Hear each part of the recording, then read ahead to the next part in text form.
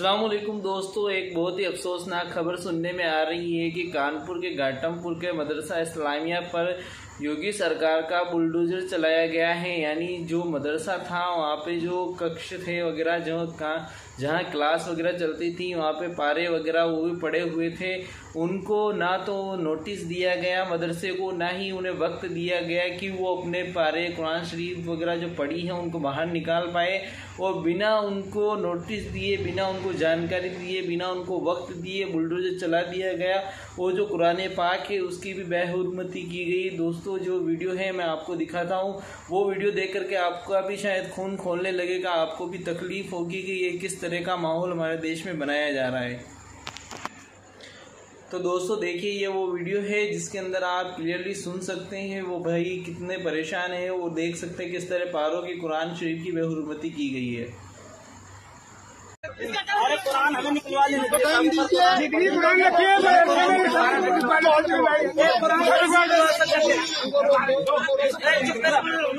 कुरान शरीफ निकलवा, कुरान शरीफ निकलवा। ये कहाँ से निकली है? ये यहीं पड़ी थी, दबी थी। ये तोड़ा गया, वहाँ से निकली है?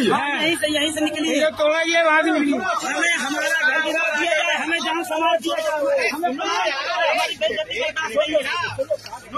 बेइज्जती यहाँ नहीं की जा रही है। खुला यहाँ पे पड़ी है, दबी है, सब तो हम लोग नहीं। जब ये पता था ये मदरसा है सर, जब ये पता थी मदरसा तो मौका नहीं देना चाहिए कि आप सामान को निकाल लो। शांति बनाए रखो बेटा, हटाओ। शांति तो बनाए जब से। देखो और वो किताबें बच्चों को हटाओ। मुन्ना चप्पल निकालो, वो देखो नीचे पारे पड़े हुए हैं, वो देखो।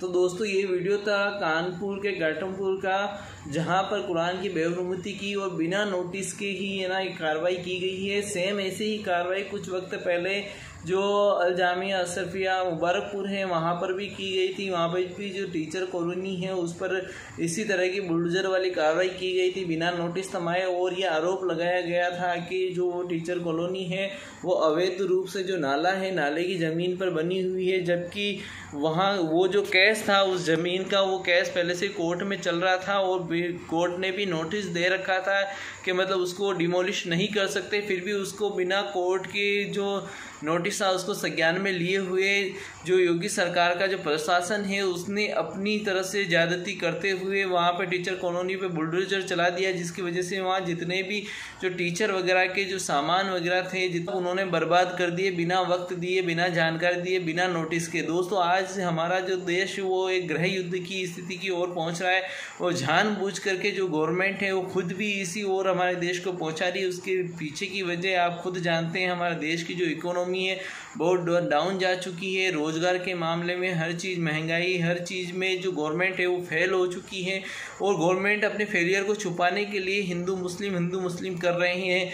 और साथ ही साथ में जो हिंदू हैं उनको रेडिकलाइज कर रहे हैं, उनके दिमाग में दिमाग में नफरत भर रहे हैं, उनको ये एहसास दिला रहे हैं कि तुम्हारी जो ये हालत है, तुम्हारी जो स्थिति, इसके जिम्मेदार मुसलमान है। जबकि हकीकत में ऐसा कुछ भी नहीं है। इसके जो जिम्मेदार है हकीकत में गवर्नमेंट की गलत नीतियाँ हैं। गवर्नमेंट अपनी सही नीतियों से उनको रोजगार नहीं दे पा रही है, इसलिए जानबूझकर इसको रेडिकलाइज करके मुसलमानों के खिलाफ जो भीड़ तंत्र है उसको बना करके और मुसलमानों के खिलाफ इसको इस्तेमाल किया जा रहा है। और हिंदुओं का जो एक बड़ा तबका है उसको मुसलमानों के खिलाफ कर दिया गया है, जिसकी वजह से हर बार त्यौहार पर ये आगजनियाँ, दंगे फसाद होते हुए हम देख रहे हैं।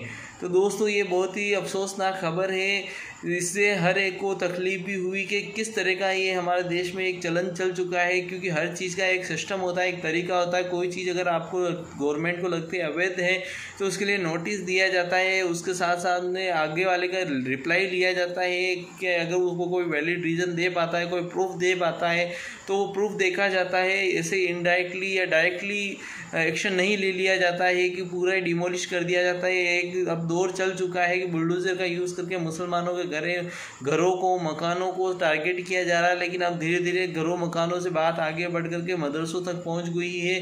तो आप दोस्तों, आप सबसे मेरी गुजारिश है कि अगर आपकी भी आस पड़ोस में कोई भी मदरसा, मस्जिद या ऐसी कोई भी जगह है जो कि रजिस्टर्ड नहीं है या उसके आपके कागजात कंप्लीट नहीं है या ऐसे किसी कानूनी दावपेच में फंसी हुई है, तो उसको पूरी तरह से उसके कागजात वगैरह कंप्लीट कराने की ज़्यादा से ज़्यादा जल्दी से जल्दी कोशिश करें। क्योंकि ये जो सरकारें हैं, ये जिनके हाथों में खेल रही है, जिन आतंकवादी जो नफरती संगठन हैं उनके हाथों में खेल रही है, उनका टारगेट सिर्फ और सिर्फ मुसलमानों को दोयम दर्जे से भी तीसरे दर्जे का नागरिक बना देना है, या जो फिर मुसलमानों के दिलों में इतनी दहशत पैदा कर देना है कि जो मुसलमान है इस मुल्क में ज़िंदा रहना ही अपनी खुशकिस्मती समझने लगे या इस मुल्क को छोड़कर जाना ही बेहतर समझने लगे।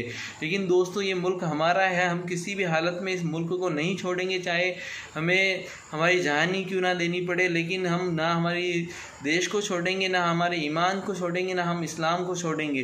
तो दोस्तों, आप सबसे गुजारिश है कि कानूनी तौर पर जो भी आपके पास ऐसे मदरसे, मदारिस, मस्जिदें वगैरह मौजूद हैं, तो उनके जो लीगल डॉक्यूमेंट वगैरह में कोई कमी है तो उनको सही करवाए और इस तरह की कार्रवाइयों के खिलाफ में एकजुट होकर के सरकार से इसके खिलाफ, सरकार के खिलाफ आप खड़े हो और सरकार के खिलाफ जो भी हमारे जो बड़े बड़े उलमा हैं, हम जो जिम्मेदार लोग हैं, वो भी आगे आए और इस तरह की कार्रवाइयों को रोकने की कोशिश करें और प्रशासन से समझाइश से काम ले।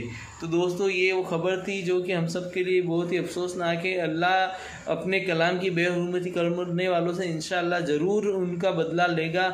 लेकिन हम सब की भी ये जिम्मेदारी बनती है कि हम ऐसे हालातों को देखते हुए अपनी जिम्मेदारी निभाएं और एक वैलिड तरीके से हर चीज़ को वैलिडेशन करवाए। और साथ ही साथ में जैसे हालात चल रहे हैं तो CCTV कैमरे वगैरह हर मस्जिद, ईदगाह, मदरसों, दरगाह हर जगह लगवाएं, ताकि जो गैर कानूनी कार्रवाइयाँ होती, जो दंगे फसाद जो लोग करते हैं, उनको सही तरीके से पहचाना जा सके और उन पर कार्रवाई हो सके, उनको दुनिया के सामने लाया जा सके। दोस्तों, ये खबर थी। अल्लाह हमारी हिफाजत फरमाए, तमाम मुसलमानों पर रहम फरमाए। अस्सलाम वालेकुम।